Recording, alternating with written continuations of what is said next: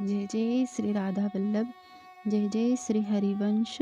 जय जय श्री राधे राधे। गुरुदेव भगवान जी के चरणों में मेरा प्रणाम। राधे राधे राधे श्याम। भक्तमाल महात्म्य। जैसे श्रीमद् भागवत में श्री कृष्ण विराजमान हैं, श्री रामायण में श्री राघव जी विराजमान हैं, वैसे ही श्री भक्तमाल में सब संत विराजमान हैं। कहते हैं कलयुग में भक्तों का चरित्र सुनने मात्र से कल्याण हो जाता है। तो चलिए अब हम सुनते हैं सुंदर कथा श्री भक्तमाल श्री दंडवत स्वामी जी। दंडवत स्वामी नाम के एक साधु पुरुष पैठन में रहते थे।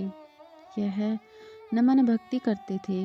यह प्राणी मात्र में भगवान विठ्ठल कृष्ण का ही दर्शन करते। किसी भी प्राणी को देखते ही यह उसे दंडवत प्रणाम करते।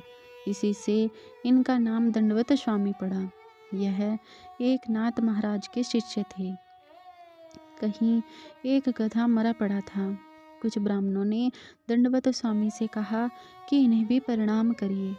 इन्होंने मरे गधे को भी प्रणाम किया और आश्चर्य की बात यह है कि वह गधा उठ खड़ा हुआ।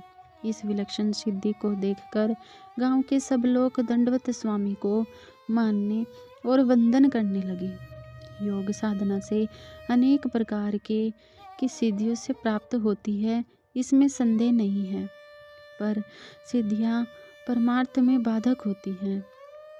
इस कारण भगवान के भक्त इन सिद्धियों के पीछे नहीं पड़ते।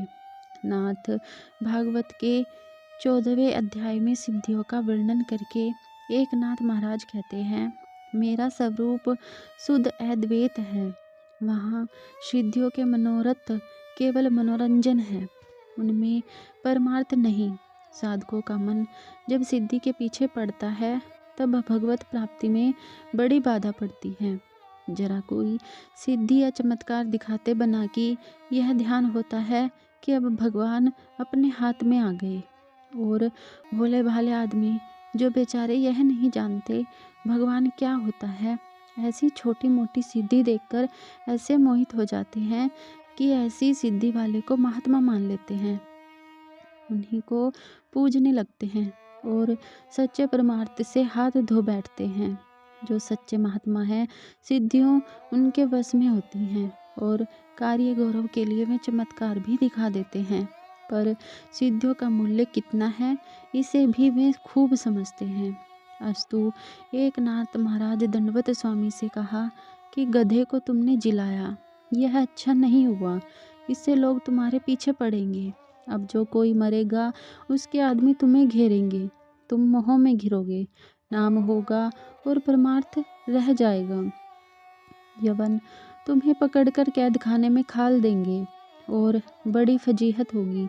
इसीलिए कलिकाल बड़ा भीषण है, यह जानकर तुम समाधिस्थ हो जाओ, यही अच्छा है। यह उपदेश पाकर दंडवत स्वामी ने आसन लगाया और भगवान का ध्यान करते हुए स्वच्छंदा पूर्वक देह त्याग कर दिया।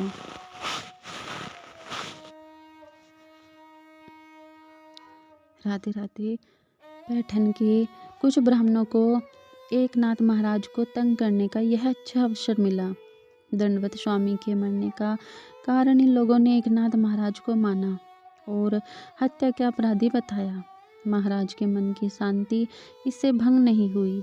ये लोग इन्हें कोस कोस कर कहने लगे कि कैसा दुस्साहसी आदमी है, परमहंस को मारकर निश्चिंत बैठा है, वेद शास्त्र का एक अक्षर नहीं जानता, मनमाना व्यवहार करता है, उद्भटने से महंता बना बैठा है और दुनिया को ठग रहा है, नाम जप के बहाने न जाने क्या क्या करता है। देखते तो यह है कि सबको कर्म भ्रष्ट कर रहा है, ब्राह्मणे को ही नष्ट करने पर तुला है। फिर ब्राह्मणों ने ही परमहंस की हत्या के दोष का परिहार भी सुझाया। कहा, पहले संत ज्ञानदेव ने भैंसे से वेद मंत्र कहलवाए, वैसे तुम इस पत्थर के नंदी से चरी चरवाओ, अन्यथा बड़े पाप के भागी बनोगे। इस पर नाथ महाराज हाथ में चरी लेकर नंदी के सामने खड़े होकर बोले, जिन ब्राह्मणों के वचन से मूर्ति में भी देवत्व आ जाता है, उन ब्राह्मणों को की बात रखो।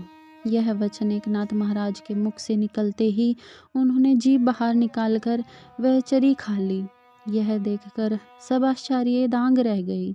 इस प्रकार परमहंस दंडवत स्वामी की हत्या के दोष से उन्होंने नाथ को मुक्त किया। अनंतर नाथ महाराज की आज्ञा से वह नंदी तट पर जाकर नदी में कूद पड़ा। पैठन में दंडवत स्वामी की समाधि और नंदी दोनों ही यात्रियों को दिखाई देते हैं।